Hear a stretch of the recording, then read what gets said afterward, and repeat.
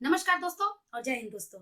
हिंदी में जब भी हम कोई शब्द लिखते हैं तो मात्राओं का प्रयोग करते हैं, लेकिन किसी अन्य भाषा का शब्द अपनी भाषा हिंदी में लिखना हो तो हमें काफी दिक्कत या कठिनाई होती है।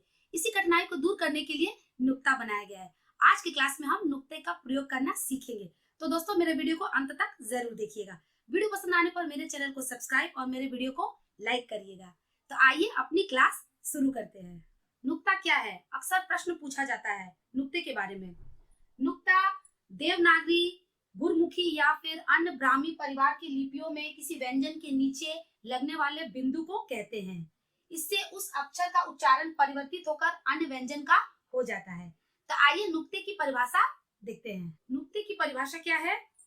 नुक्ता एक अरबी शब्द है। नुक्ता एक अरबी शब्द है। इसका अर्थ बिंदु होता है। नुक्ते का शाब्दिक अर्थ ही बिंदु होता है। आइए इसकी पहचान करते हैं। नुक्ते की पहचान कैसे करेंगे? जैसे मान लीजिए एक शब्द है राज। राज, इसका अर्थ क्या होता है? इसका अर्थ होता है शासन, मतलब किसी राजा का शासन राज कहलाता है। इसे क्या पढ़ेंगे हम? राज। राज, राज।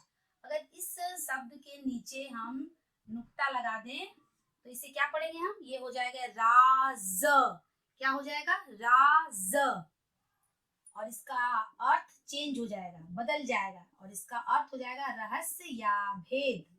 क्या हो जाएगा? रहस्य या भेद। नुक्ते लगाकर हम किसी भी शब्द का अर्थ में चेंजेस देखते हैं। मान लीजिए कि किसी शब्द के नीचे नुक्ता आना है, लेकिन हमने यहाँ पर नुक्ता नहीं लगाया, तब अर्थ का क्या हो जाएगा? अनर्थ हो जाएगा। हमारे यहाँ पर नंबर यानी कि अंक कट जाएंगे, क्योंकि हमने स्पेलिंग की गलती की है। इसीलिए जब भी शब्दों का प्रयोग करेंगे तो हमें यह देखना है कि कहाँ पर नुक्ते का प्रयोग किया जा रहा है। नुक्ता अर्थात विदेशज शब्द। नुक्ता का मतलब ही विदेशज शब्द होता है। हिंदी भाषा बहुत ही उदार भाषा है, हम सभी जानते हैं।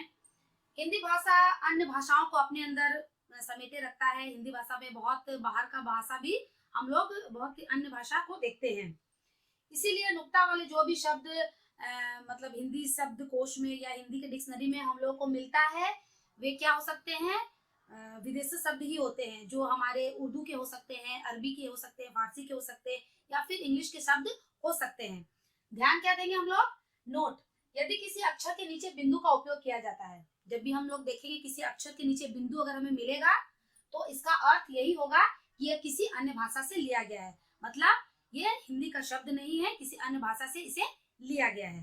नुक्ते का प्रयोग किन वर्णों में किया जाता है? अक्सर हमारे मन में यह प्रश्न आता है कि नुक्ते का प्रयोग किन वर्णों में किया जाता है। तो मैं आपको बताती हूँ कि नुक्ते का प्रयोग सभी वर्णों में नहीं किया जाता है, और ना ही यह हमारी वर्णमाला में होता है। नुक्ता एक क्या है? एक साउंड, एक ध्वनि है। जब हम लोग शब्दों का प्रयोग करते हैं तो उस साउंड या ध्वनि को हमें सुनना पड़ता है कि किसमें नुक्ते का प्रयोग हो रहा है और किस शब्द में नुक्ते का प्रयोग नहीं किया जा रहा है। नुक्ता का प्रयोग केवल 5 वर्ण में किया जाता है। नुक्ता का प्रयोग केवल 5 व्यंजन वर्ण में होता है। किस किस में? क, ख, ग, ज और फ में। क के नीचे नुक्ता लगाना, ख के नीचे, ग के नीचे, ज के नीचे और फ के नीचे। केवल 5 वर्ण में ही नुक्ता का प्रयोग किया जाता है, जिसमें से क, ख, ग के नीचे नुक्ता का प्रयोग करना अनिवार्य नहीं है। इसमें बहुत कमी देखा गया है, लेकिन ज और फ की का उपयोगिता या यूज अभी भी इसका बना हुआ है। हिंदी के व्याकरण में या हिंदी भाषा में क ख ग घ के नीचे अगर हम नुक्ता लगाना अनिवार्य नहीं है, जरूरी नहीं है, लेकिन ज और फ के नीचे लगाना अति आवश्यक है। अगर ज और फ के नीचे हम नुक्ते का प्रयोग नहीं करते हैं तो हमारा शब्द वहां पर गलत हो जाएगा, हमारे नंबर कट सकते हैं। लिखने के लिए भी जरूरी है और प्रोनाउंस यानी कि उच्चारण के दृष्टिकोण से भी बहुत जरूरी है। बोलने के लिए, लिखने के लिए, दोनों के लिए ही नुक्ता ज और फ के नीचे लगाना बहुत जरूरी है। आइए अब हम नुक्ता का सही और स्पष्ट उच्चारण करना सीखते हैं। नुक्ता का उच्चारण करते समय मुख से ज्यादा गले में इसकी दबाव ज्यादा पड़ता है। जैसे क, ख, ग, इसे क नहीं बोलेंगे, इसे बोलेंगे क। ख नहीं बोलेंगे, क्या बोलेंगे? ख। ग नहीं बोलेंगे, क्या बोलेंगे? ग। मतलब इसमें ज्यादा गले पर जोर पड़ता है, गले पे दबाव देकर इसे बोला जाता है। और ज और फ, ज नहीं, जे नहीं बोलेंगे, इसे बोलेंगे ज। क्या बोलेंगे? ज। मतलब जेड का इंग्लिश के जेड का प्रभाव बनता है। और इसे क्या बोलेंगे? फ। फ नहीं बोलेंगे, पीएच नहीं बोलेंगे, फ नहीं, ये हो जाएगा फ। इंग्लिश के एफ का प्रभाव उसमें बनता है। अब हम इन सारे वर्णों से शब्द बनाना सीखते हैं। अब हम देखते हैं कि क का प्रयोग किस प्रकार करते हैं। इंग्लिश में क्यू के स्थान पर क का प्रयोग किया जाता है। इंग्लिश में क्यू जहां पर भी आता है, जिस शब्द में, उसके स्थान पर क का प्रयोग किया जाता है। जैसे काजी, काजी, कायदा, कायदा, कुतुब, कुतुब। कैसे बोलना हमें? कुतुब नहीं बोला, कुतुब, ठीक है। इराक, इराक, तारीख, ठीक है। क में हमें नुक्ते का उच्चारण करके इसे बोलना है। इस तरह से हम और भी क का प्रयोग करके और भी बहुत सारे, क में नुक्ते का प्रयोग करके बहुत सारे शब्द का बना सकते हैं हम। ख में जब हम नुक्ते का प्रयोग करते हैं तो किस प्रकार के शब्द बनते हैं? इंग्लिश में जहाँ पर KH होता है वहां पर हम लोग क्या करते हैं? ख का प्रयोग करते हैं। जैसे खान, खान, क्या बोलेंगे इसे? खान नहीं बोलेंगे, बोलेंगे खान। ख में नुक्ते का प्रयोग करके बोलेंगे खान। अख्तर, अख्तर नहीं बोलेंगे, इसे बोलेंगे अख्तर। क्या बोलेंगे? अख्तर। बखत, बखत नहीं बोलेंगे, इसे क्या बोलेंगे? बख्त। क्या बोलेंगे? बख्त। खुशबू, खुशबू नहीं बोलेंगे, खुशबू नहीं बोलेंगे, क्या बोलेंगे? खुशबू। ख में नुक्ते की साउंड या उच्चारण आना चाहिए। खुशबू, खुशबू। खादिम, खादिम बोलेंगे नहीं, खादिम। क्या बोलेंगे? ख में नुक्ते का उच्चारण आना चाहिए। खादिम। आप भी इसे घर पर प्रैक्टिस करके बोलते रहिएगा। अगर एक बार बोलेंगे तो आपका नहीं होगा, बार बार प्रैक्टिस करने से इसका सही और स्पष्ट उच्चारण निकलेगा। आइए अब हम ग का प्रयोग करते हैं। इंग्लिश में GH क्या है? ग का प्रयोग करते हैं। इंग्लिश में जहां पर भी GH होता है वहां पर ग का प्रयोग किया जाता है। जैसे गुलाम, क्या पढ़ेंगे? गुलाम नहीं, गुलाम। क्या पढ़ेंगे? गुलाम। गौस नहीं, गौस।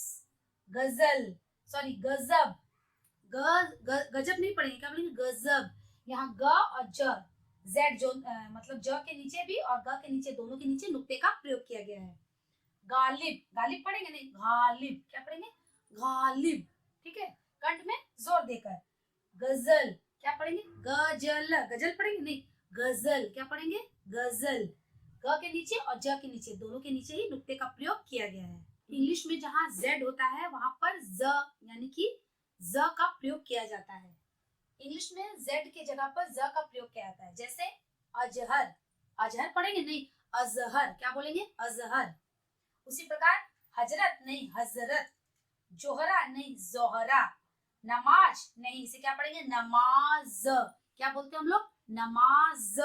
ज नहीं, जे नहीं बोलेंगे, ज यानी कि जेड बोलेंगे।